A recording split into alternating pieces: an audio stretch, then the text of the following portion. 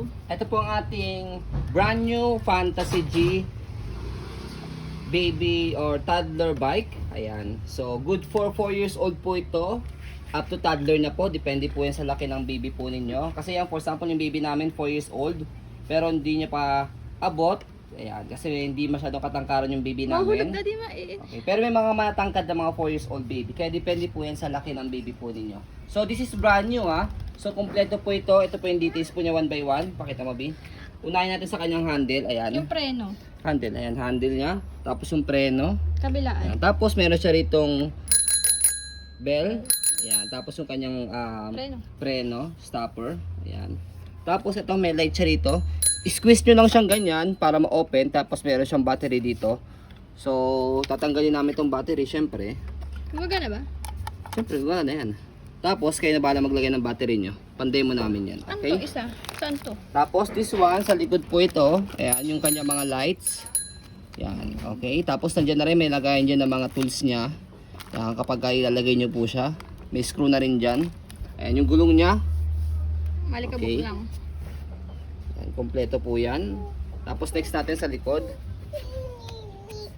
Yan.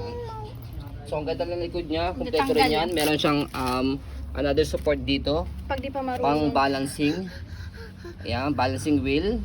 Ayan. And then, meron pa siyang lagayan dito ng bottled water.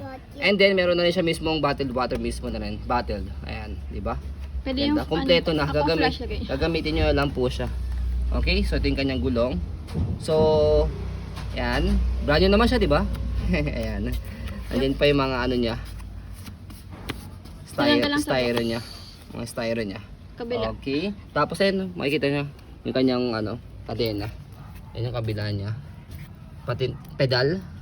Yan. Yung upuan. Fantasy G. Yan. Upuan na. So yung upuan niya. Yan. Okay. So kung hindi siya brand new, balik nyo po sa amin. Hindi mo pa abot eh. Saka ka na mag-bike pag mga 5 years old, 6 years old ka na. Scooter ka muna. Scooter. Scooter bike ka muna. Go. So, yan po ang ating napakagandang toddler bike. Ayan.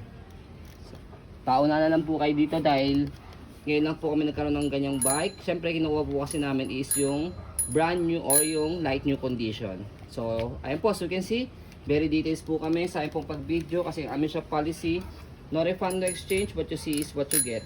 So, ayun po, maraming salamat. Have a nice day and God bless po.